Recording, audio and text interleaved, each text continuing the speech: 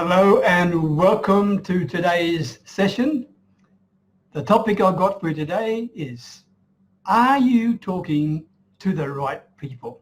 The reason I've suggested this particular topic, and I'm hoping you can get some value from this, is because I want to ask you some simple rhetorical questions, all right? For example, do you ever feel that when you're talking to a prospect, they're not even listening to you? Or do you ever feel when you're talking to a prospect, they don't like you, they don't trust you, they don't respect you, they're trying to get off the phone or get away from you? Or do you ever feel when you're talking to a prospect that they're never, ever going to buy from you? I mean, if you've ever had that experience, okay, then don't think too much. Please don't think too much. As long as if you are trying to do the right thing, as long as if you are trying to genuinely help people with whatever offer you have, you're doing the right thing. It's their problem, not yours. That is a very important mindset you've got to have.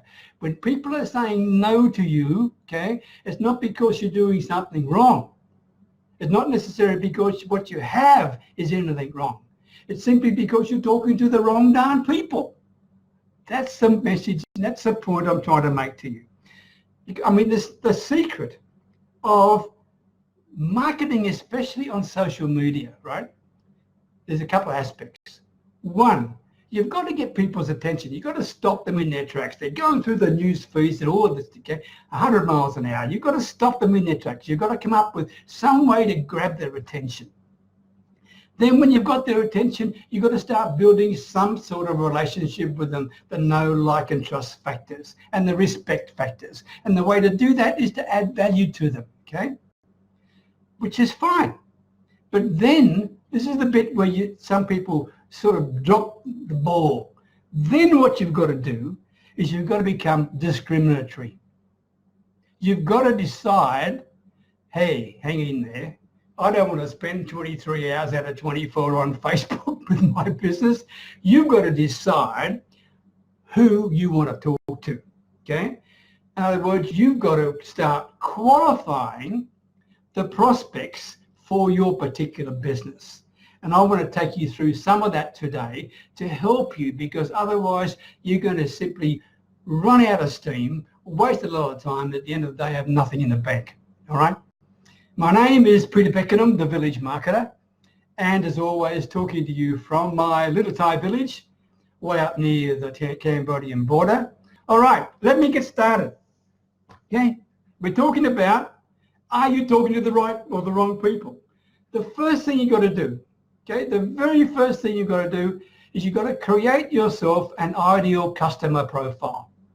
You determine this. So you're not going to be wasting your time talking to a lot of people on social media who are never going to talk to you, never going to buy anything of you. They're going to take off you. And in the end, what's the point, okay?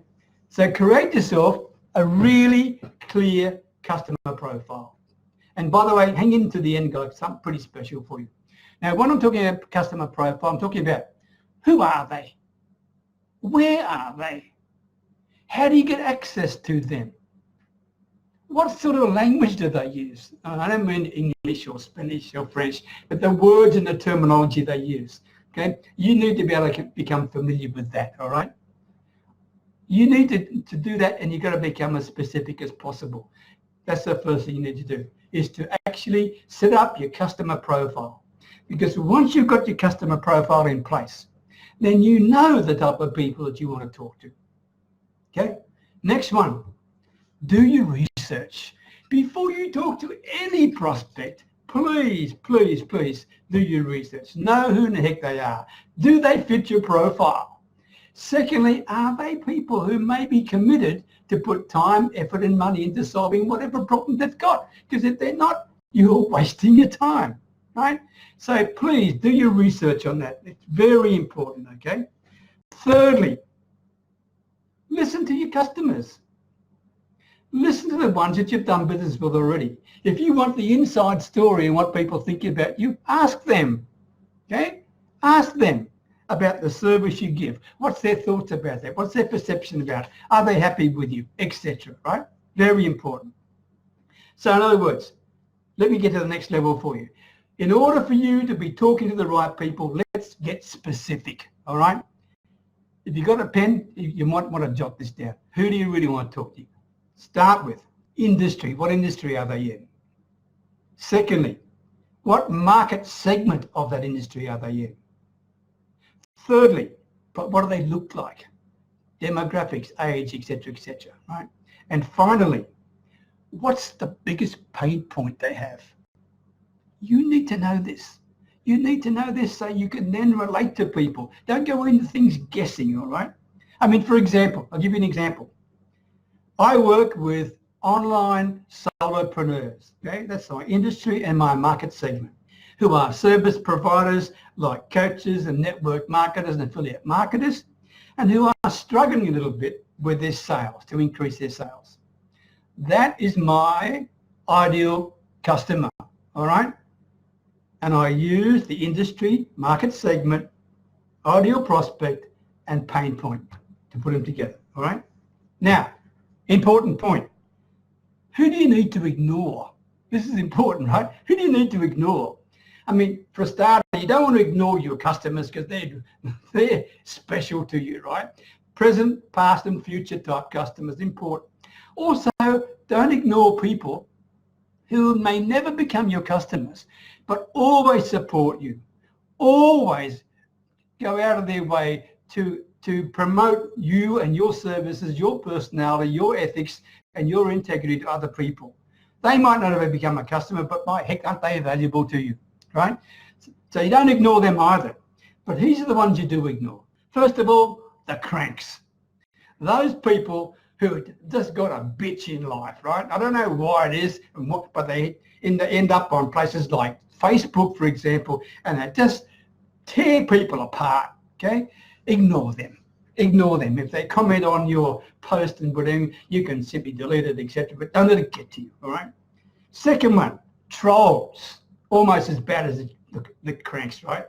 The trolls, these are, I mean, I've had people in the middle of a conversation on a post come in and try to sell other people their Bitcoin business. And we weren't even talking about Bitcoin, whatever it was. This is just a troll, right? This is truly the ideal spammer. Of course you ignore those people, right? And also, all those lovely people, and they're nice people, right? But they're not really ever going to do business with you because you don't have what they need, okay? It doesn't mean you can still be friends with them, you can still build relationships with them, and you don't ignore them, but you don't waste a lot of time with them either, okay? So the key point is this.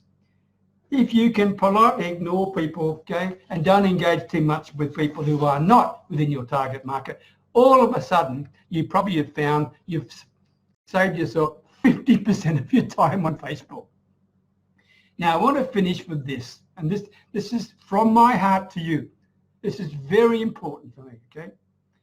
You see, I want you, if it's possible, I want you to regard sales and prospecting not as a chore, not as a job, not as a necessary function, but I want you to regard sales and prospecting as an honor, right? As an honor. You might think, where is this guy coming from? Okay, let me tell you this. If you are prospecting with integrity, you will attract prospects with integrity. I have proved that day in and day out. Okay, if you prospect with integrity, in other words, if you are prospecting with the end outcome being to genuinely try and help people, okay, I can tell you, you will attract people to you. It doesn't matter what words you use, the message is going to come through, okay? And one of the main reasons I really love sales is because it's nothing more than having a conversation with someone to try and help them. I mean, that's really what it is. I always disassociate myself from the outcome. I got no emotional involvement with the outcome. That way I can genuinely give the best advice and help people. And that's what I want you to do. And if you do that, then you will find yourself talking to the right people, and not only talking to them, but enjoying it. And not only enjoying it, guess what? You might start writing some business. This is the key thing, okay? To help you, here's a finishing tip for you. And please, if you've got a pen of some sort, jot this down.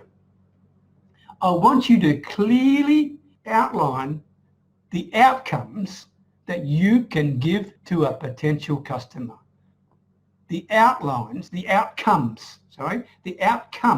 you can give to a potential customer. Now, I want you to be very clear. I want you to be specific about it. Don't say, I can make them happy, or I can get them more money, or that's too broad.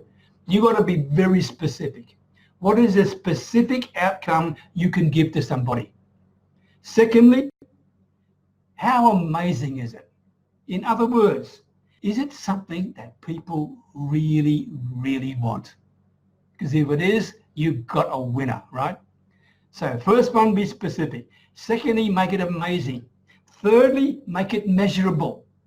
Don't simply say in general, but tell them, if you join me, do X, Y, and Z, I will give you an additional 50%, whatever it is, okay?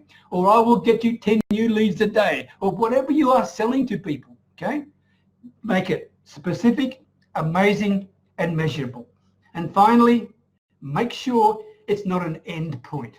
In other words, your outcome is the end result. You don't try and sell the process. You sell the end result. That's the outcome that people are looking for. Just because you was prepared to give them a meeting on Zoom every week for 6 months, that's a process. That's not an outcome.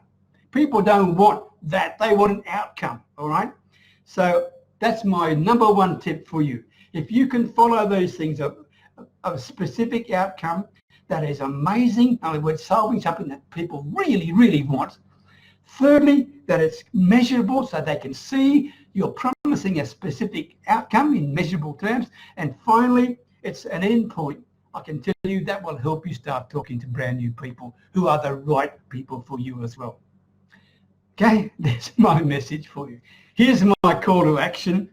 And most of you probably watching this are familiar with it, but I'm going to give it to you anyway. I have a Facebook group called Your Next Level. If you're interested in joining us, I would be delighted to welcome you. Your Next Level, find it on Facebook and come and say hello. Now, if you think this was valuable, would you please share it with other people? And I will definitely acknowledge you for sharing.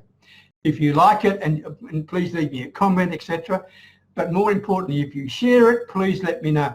All right, I hope you found it helpful. All the very best until next time. Take care. Bye for now.